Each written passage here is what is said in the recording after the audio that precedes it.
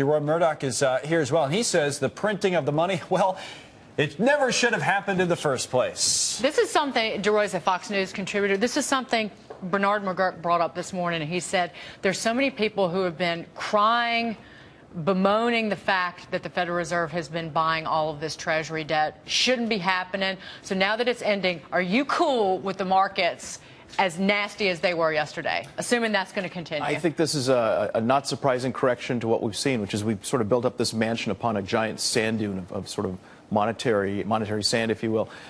This whole notion that we have to have a central banker who sits down in his office in Washington and decides, well, the price of money should be this, and then he gets together with the Federal Open Market Committee, and they decide, well, the price of currency should be that. I think it's really, truly absurd. You wish we should get rid of the Federal Reserve? Look, we don't have a central butcher, and yet we have meat. We don't have a central baker, and yet we have bread. So why do we have a central bank? So do you want to go back to the panics that we had before the central bank was created? As opposed to the panics we've had since the Fed came along? Well, they were a great deal worse before that. I think the recovery or after 2008 without the Federal Reserve, we probably would have been in some trouble, don't you think, or no? Well, look, I think that we really ought to focus on totally different things, which is in creating incentives in this market. Our corporate tax is 35%. That's the highest in the world. That ought to be much lower. The tax code is about 72,000 pages. Nobody knows what's in that. That's a total mystery.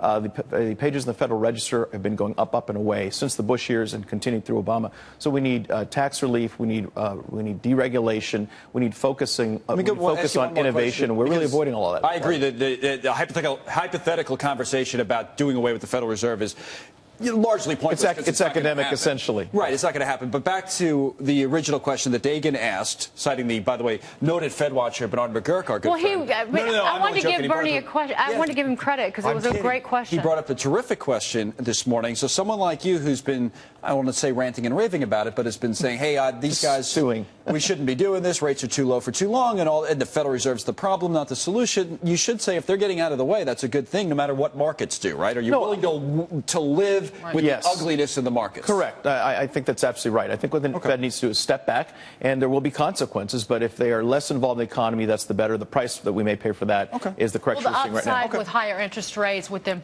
if the Federal Reserve begins pulling back, longer-term rates keep going up, it could force the hand of every single lawmaker in Washington to do something about the budget deficit. Correct. The good news is that Congress may say, all right, if Bernanke is stepping away from the table, we need to step in and do things like lower taxes and keep the government from being so involved in so many things. Obamacare being the beginning, and that's not even getting into all the scandals where we see the negative repercussions of government that's way too big. If the Republicans want to use it, they should be running the numbers on how much more we're paying in interest every day that the 10-year Treasury yield goes up. That would be a certain aspect of leadership would be very welcome. Well, I was waiting for the press release yesterday. Yeah. But it's interesting, though, because even Craig, who's a markets guy, was on before you, basically thinks not just stocks, but just markets in general, assets in general, have been so propped up, and I think I used the word, but he agreed artificially by the Federal Reserve. And once they get out of the way, as Sheila Bair pointed out yesterday, it could get ugly. Yeah, we have a word for this. It's bubble. And what we did is basically, we fought the 2007-08 bubble by creating another bubble now.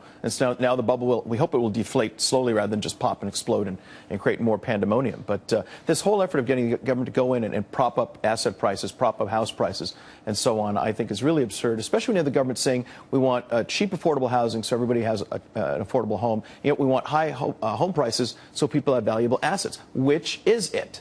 That's a very good point. But it's the American dream, owning a home, right? I mean, it has been for decades. That's not going away. Thanks, Troy. So. Neither is the Federal Reserve. Neither is the Fed, unfortunately. Good to see you again. Good to see you. Okay. So, Craig.